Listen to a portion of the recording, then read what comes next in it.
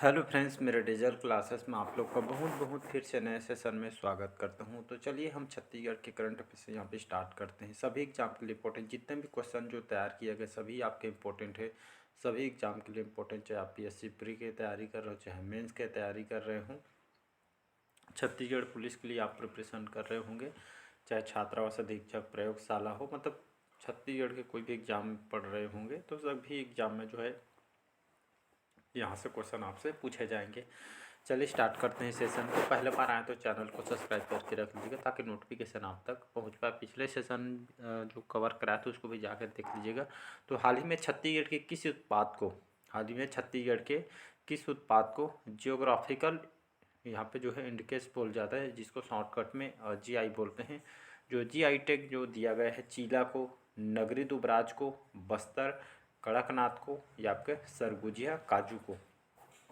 तो ये आपका जो जीआई टैग क्या होता है, ये एक भौगोलिक संकेत है। इसको ले राष्ट्रीय अंतर्राष्ट्रीय लेवल पे एक पहचान मिलती है।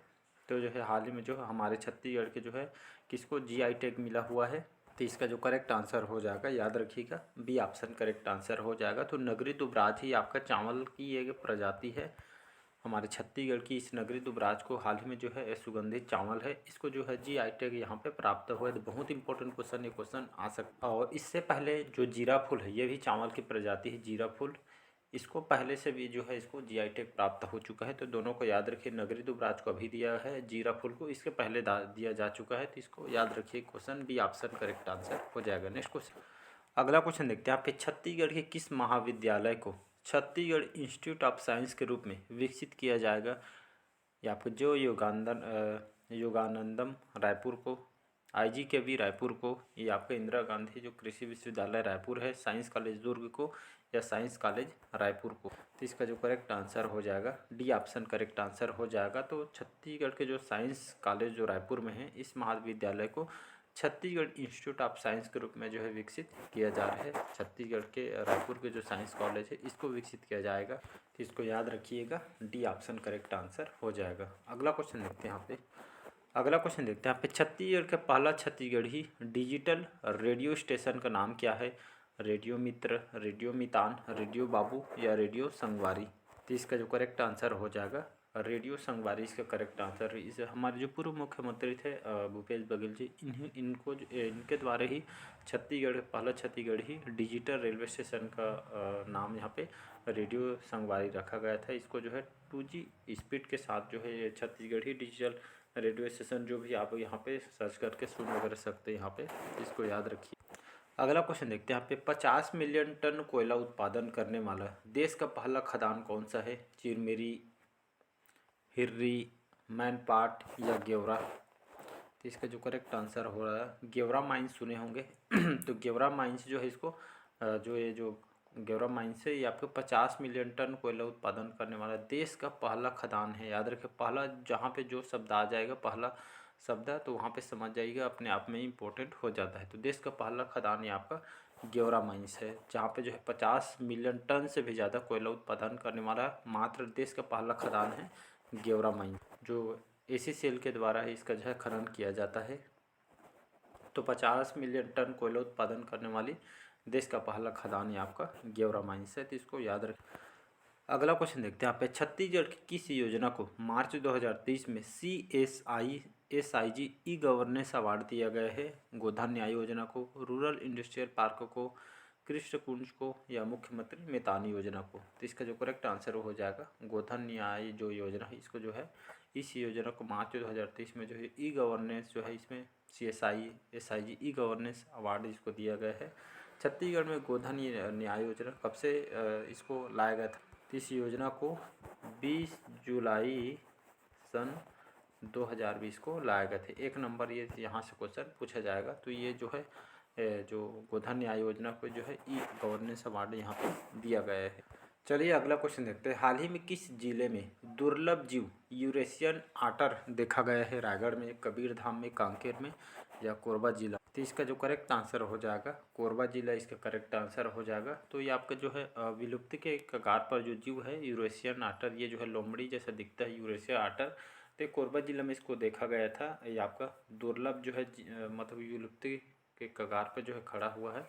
तो जो है कोरबा जिला में देखने को ये जो दुर्लभ जी यूरेशिया आटर यहाँ पे देखा गया है। तो इसका डी ऑप्शन करेक्ट आंसर हो जाएगा। अगला क्वेश्चन देखते हैं। इंडिया जस्टिस रिपोर्ट 2022 के तहत न्याय दिलाने वाले राज्यों में छत्तीसगढ़ राज्य का कौन सी स्थान है? 5वां, 9वां, 6वां या 10वां? तो इसका जो करेक्ट आंसर हो जाएगा हमारा यहाँ पे बोला गया है छत्तीसगढ़ का कौन सी स्थान है, मतलब न्याय दिलाने के मामले में। तो हमारा छत्तीसगढ़ की स्थान इसमें 9वां है। इसमें पहला स्थान कौन सा है? तो कर्नाटक राज्य इसमें पहला है। याद रखिए इंडिया जस्टिस रिपोर्ट के द्वारा 2022 के मतलब यहाँ पे तहत न्याय दिलाने के राज्यों में छत्तीसगढ़ जो है इसमें 9वां स्थान है। कर्नाटक इसमें फर्स्ट पोजीशन है, तो इसको याद रखिए। अगला क्वेश्चन देखते हैं। यहाँ पे देश के टाइगर रिजर्व में अचानकमार टाइगर रिजर्व की रैंकिंग क्या है? 35वां, 39वां, 38वां या 42?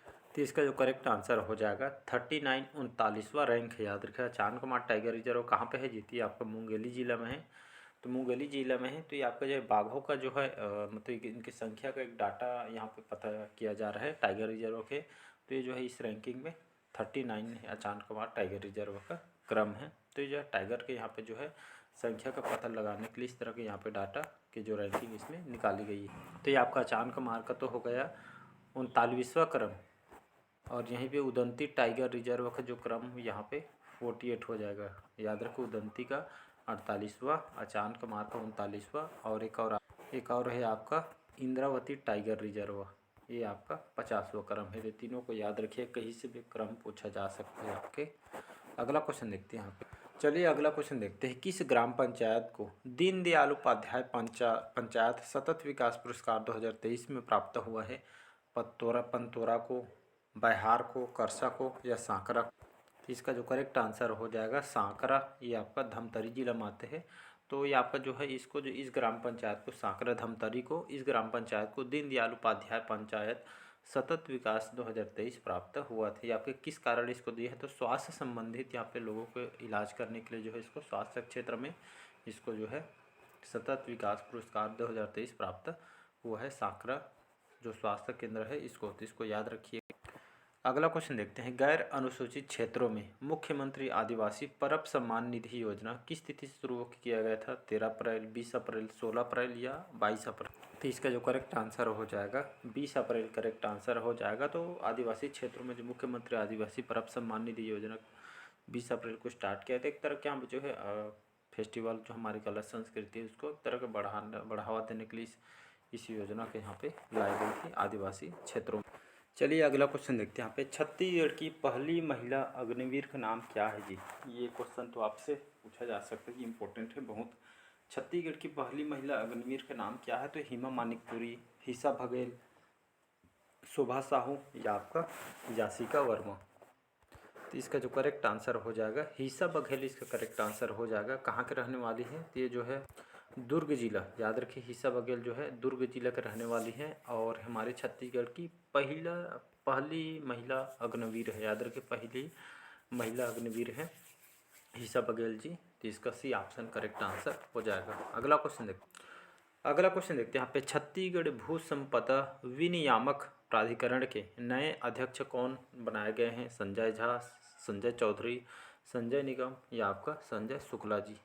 तो इसका जो करेक्ट आंसर हो जाएगा संजय शुक्ला इसका करेक्ट आंसर हो जाएगा। छत्तीसगढ़ भू संपदा विनियामक प्राधिकरण के नए अध्यक्ष इनको संजय शुक्ला को यहाँ पे बनाया गया।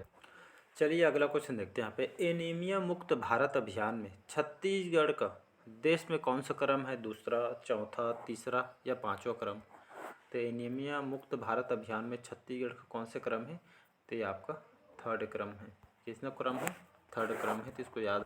तो इस अभियान के तहत जितने यहाँ पे जो गर्भवती महिलाएं हैं, छोटे छोटे बच्चे हैं, इनमें जो फोलिक एसिड वगैरह बहुत सारे विटामिन जो संबंधित खाना पीना और टेबलेट वगैरह यहाँ पे प्रोवाइड किया जाता है।